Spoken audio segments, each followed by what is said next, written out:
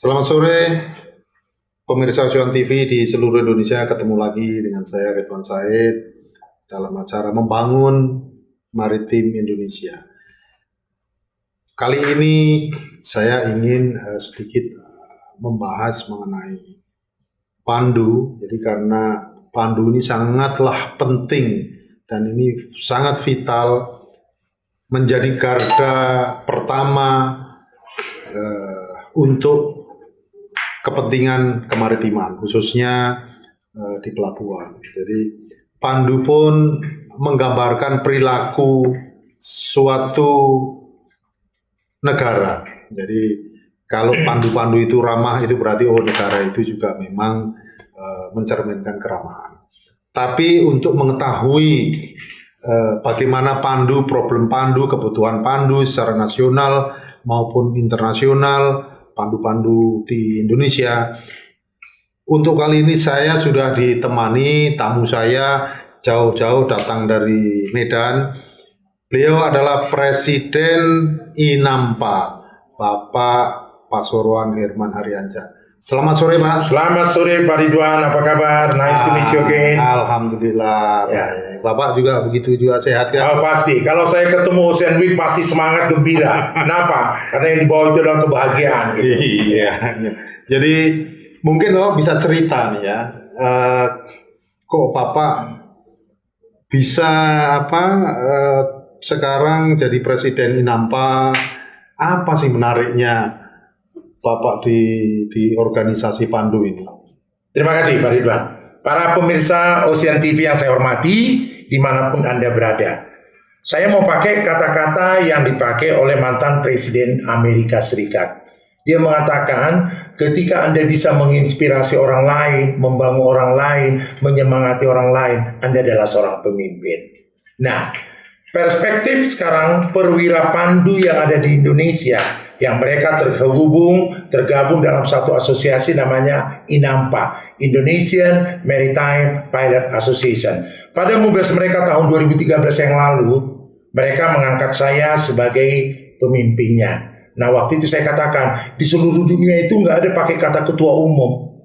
Asosiasi perwira pandu di seluruh dunia itu memakai terminologi presiden. Boleh nggak kita memakai terminologi itu? Alhamdulillah, puji Tuhan, pada waktu itu peserta daripada Mubes itu merubah ADART-nya, ya, dibuatlah menjadi presiden. Ya, sebagaimana kita ketahui, Asosiasi Perwira Pandu yang ada di Indonesia sudah berusia 18 tahun. Tanggal 11 Maret tahun ini kita melakukan ulang tahun yang ke-18 dan pada waktu itu kita melakukan webinar yang berskala internasional. Kita mengundang pembicara dari Kanada, kemudian dari Korea, kemudian dari Malaysia, Singapura. Ini adalah bentuk kolaborasi kita. Kenapa saya tertarik untuk masuk sebagai Presiden Indonesian Maritime Pilot Association? Pertama, bahwa teman-teman yang ada sebagai perwira pandu maritim yang ada di Indonesia itu, ya, mereka memiliki kapasitas, kompetensi, tugas yang sangat luar biasa. Tetapi untuk mengungkapkan ini kepada dunia luar sering tidak muncul. Apa sih yang mereka lakukan? Maka di sana diperlukan itu apa? Public relation and marketing terhadap tugas, peran, fungsi mereka. Dalam perspektif namanya kemaritiman, mereka memiliki 4 tugas utama. Apa yang pertama itu? Maritime safety. Ketika kapal masuk dan keluar satu pelabuhan, maka dia harus aman, nyaman, selamat. Ya, di perairan juga sama seperti itu. Yang kedua, maritime security. Saya mengatakan maritime security bukan berarti perwira pandu itu membawa berdiri di atas kapal, tidak, Pak Ridwan. Tapi begitu mereka sedang mandu, ada melihat sesuatu yang mengganggu keselamatan, yang mengganggu keamanan, disitulah peran mereka sebagai komunikator ulung menyampaikan kepada pihak. Siapa? KSOP, Sabandar, aparat keamanan, Coast Guard, dan sebagainya. Yang ketiga adalah Maritime Environmental Protection. Begitu mereka sedang memandu, ada melihat kapal atau organisasi atau institusi atau individu mengotori laut, mencemari laut, di situ mereka juga harus memberikan aksi. Aksinya melalui apa? informasi. Kepada siapa? Aparat yang bertanggung jawab. Dari ketiga komponen itu, maka secara keseluruhan perwira pandu yang ada di Indonesia memegang peranan penting yang kita sebut maritime sustainability. Dalam perspektif apa? Keselamatan. Dalam perspektif apa? Keamanan. Dalam perspektif apa? Perlindungan maritim. Inilah yang membuat saya tertarik, Pak Ridwan. Bagaimana pekerjaan mereka, bagaimana kondisi mereka, kita bisa eksplorasikan, kita bisa jelaskan kepada dunia luar yang tidak memahami secara utuh tugas-tugas mereka. Itu kira-kira. Pak, kebutuhan untuk tenaga pandu secara nasional itu cukup besar ya? Pasti. Hari ini seperti kita ketahui, pemerintah dalam konteks hari ini ada 183 daerah perairan wajib pandu. Artinya ini membutuhkan ketersediaan pandu. Hari ini pandu itu sebenarnya tugasnya pemerintah. Yang berhubungan dengan keselamatan, yang berhubungan dengan keamanan, itu tugasnya pemerintah. Tapi pemerintah dengan segala keterbatasan itu mendelegasikan. Melalui apa? Kepada BUP. BUP apa itu? Badan Usaha Milik Negara seperti Pelindo, Pertamina, BUMD, termasuk juga BUP milik swasta. Kebutuhannya berapa? Hari ini total perwira pandu kita yang aktif kurang lebih ada sekitar 1.700 orang. Kebutuhannya ke depan masih banyak. Pasti kita paling tidak membutuhkan sampai 2.000 orang agar proses pemanduan dan penundaan kapal itu akan berjalan lebih baik. Sekarang banyak pemerintah mengeluarkan izin BUP, banyak kawasan industri yang memerlukan juga sektor kemaritiman. Tentunya kapal mereka keluar masuk dari pelabuhan memerlukan aspek keselamatan. Hari ini Pak Ridwan saya tambahkan, hari ini saya berada di PMLI. Ini adalah Diklat Pandu Angkatan tingkat kedua, Angkatan ke-48. Saya sedang memberikan pencerahan kepada mereka bagaimana menjadi world class maritime pilot.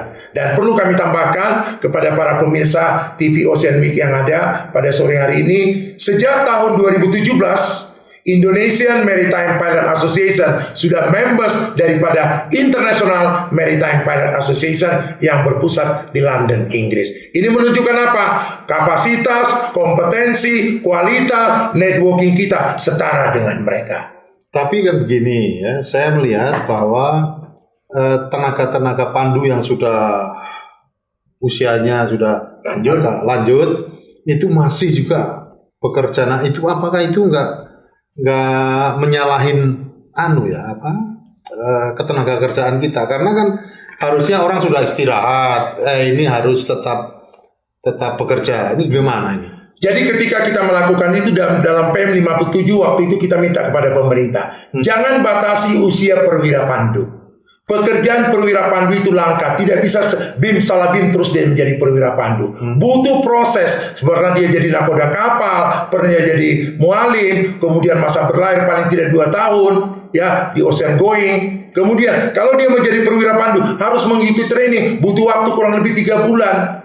Jadi tidak seperti mendapatkan tenaga kerja seperti itu. Maka saya minta kemarin kepada pemerintah melalui organisasi dalam PM 57 termasuk yang akan direvisi. Kita dari INAMPA memintakan jangan dibatasi. Persyaratannya cukup 2. Mau dan sehat.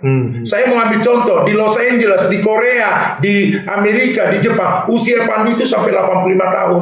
Mereka masih bekerja. Syaratnya 2 tadi, mau dan sehat. Kalau dia walaupun usianya masih muda tapi nggak mau lagi, ya sudah. Kalau dia sudah tua, malah itu seperti kelapa, Pak Ridwan. Semakin tua semakin berisi. Ya, terus kemampuannya, makanya kita katakan tadi, pemerintah sudah menerapkan persyaratan yang ketat. Apabila Anda di atas 60 tahun, maka pengecekan kesehatan per 6 bulan sekali misalnya. Nah, ini menjadi penting. Terus ini apa? Ini juga membuat mereka usianya semakin panjang. Anda ingat bahwa seorang perwira pandu maritim itu melakukan tugasnya dengan passion. Jadi kami tetap mengharapkan kepada pemerintah, nggak usah dibatasi usianya. Ya, biar saja, karena kesempatan kerja juga makin ada. Terus juga kebutuhan pandu terus meningkat. Menciptakan seorang perwira pandu tidaklah gampang, apalagi yang berpengalaman. Nah, itu kan kebutuhan ke depan tuh cukup besar. Tadi bahkan sampai 2000-an. Itu kan sekarang ada 1.000 sekian. Nah, untuk menutupi sampai ratusan itu bagaimana anunya? Nah, jadi kebutuhan itu adalah prediksi kita. Pemerintah akan terus dengan deregulasi, dengan adanya sekarang ini permintaan semakin banyak untuk BUP. Inilah yang sekarang dilakukan training sekolah pandu. Ya, ada hari ini sedang berlangsung di PMLI, ya, diklat pandu tingkat 2 dan tingkat 1. Tingkat 1 itu untuk mana? Untuk Dipsi, termasuk di Selat Malaka. Jadi proses ini berkelanjutan.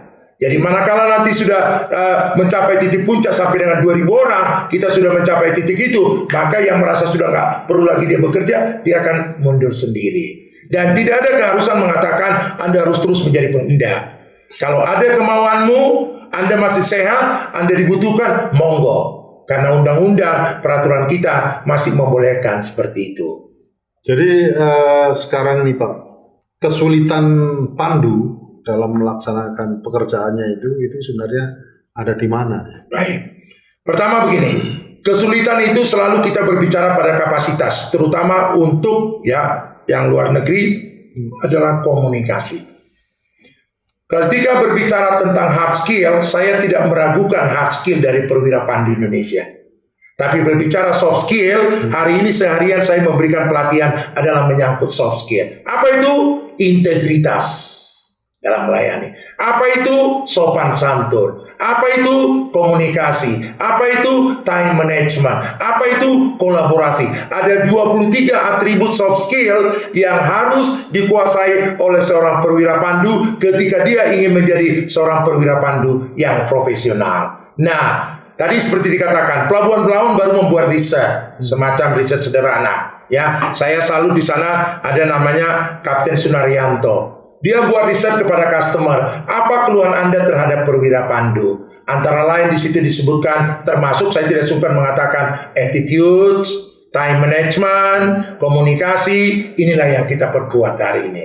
Ya, tahun ini sekitar bulan Maret dan April kita melakukan kolaborasi di sana antara Pelindo 1 pada waktu itu, kemudian itu KSU Belawan dengan Inampa, meningkatkan kapasitas mereka kaitan dengan soft skill selain daripada hard skill itu sendiri. Selama Bapak menjadi presiden ini, itu ada nggak problem atau kesulitan yang Bapak alami di dalam organisasi? Pasti, Pak Ridwan.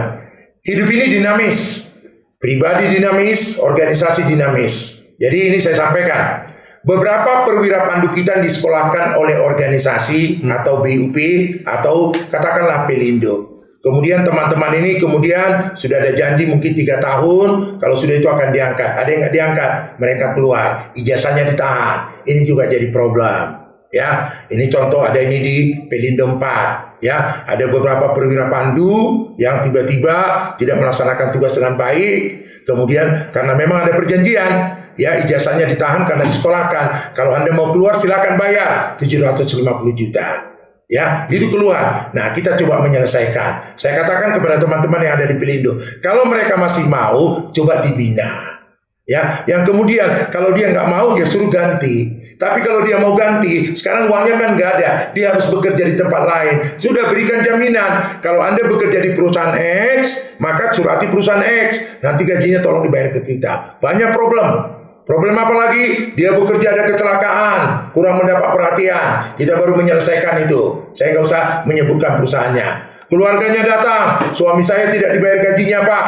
Ya, keluarganya datang, Pak kami tidak diperlakukan adil, gaji kami tidak banyak kita sampaikan. Peran daripada organisasi ini adalah menyelesaikan setiap keluhan masalah yang dihadapi oleh anggotanya. Apakah itu berhasil semua? Tentu tidak.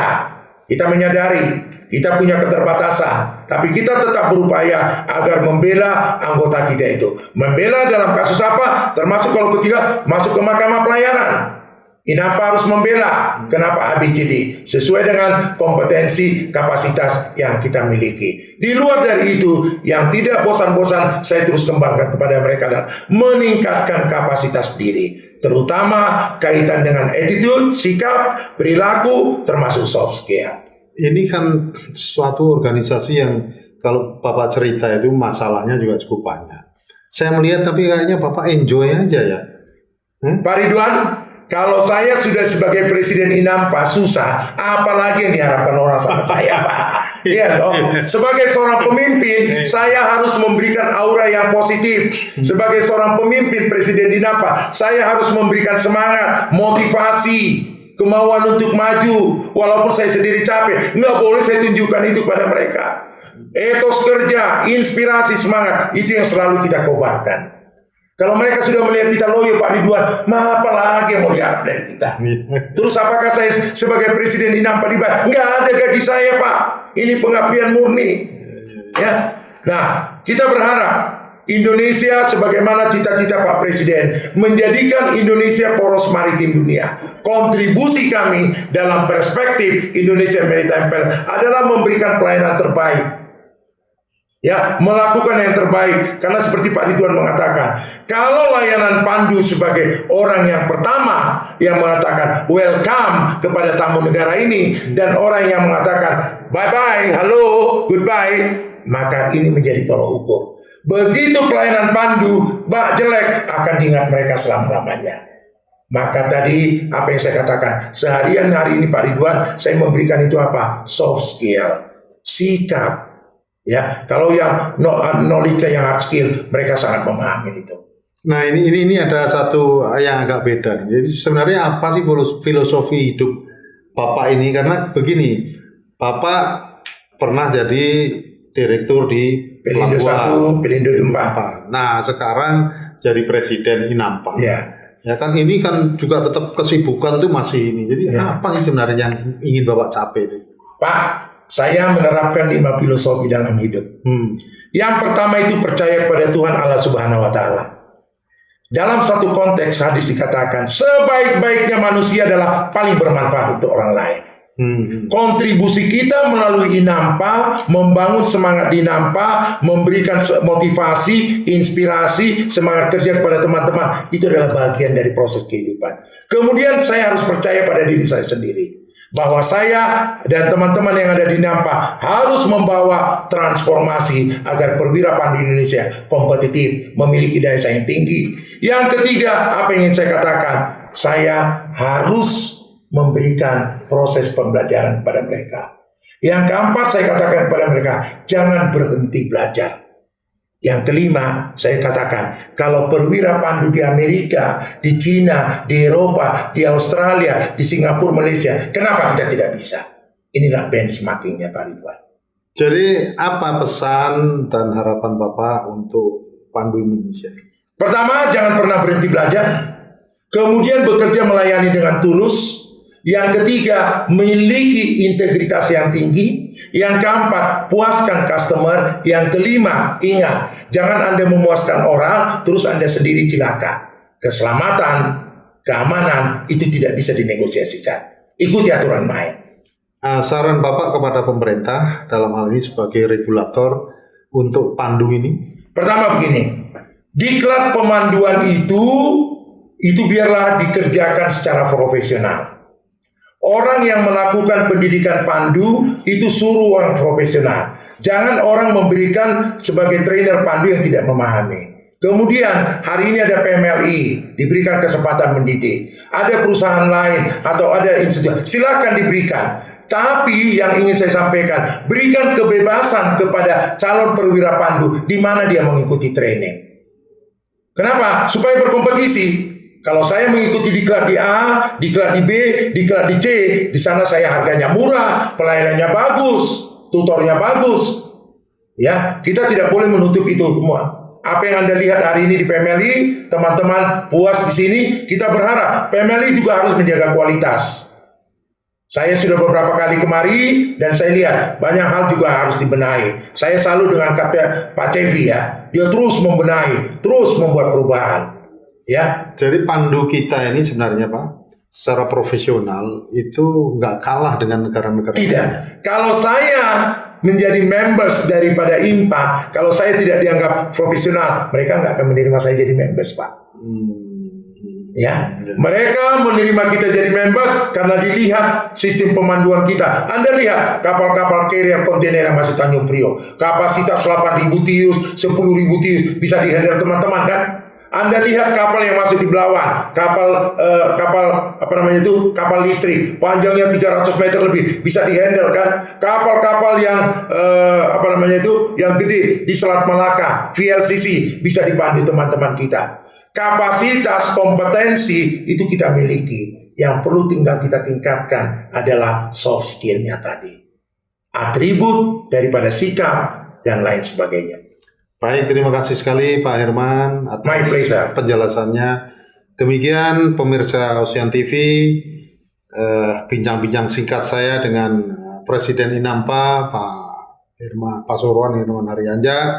Sampai ketemu pada acara yang sama dengan tokoh-tokoh kemaritiman yang lain. Selamat sore, Pak. Selamat sore, salam sehat, salam maritim untuk semua rakyat Indonesia. Sukses selalu.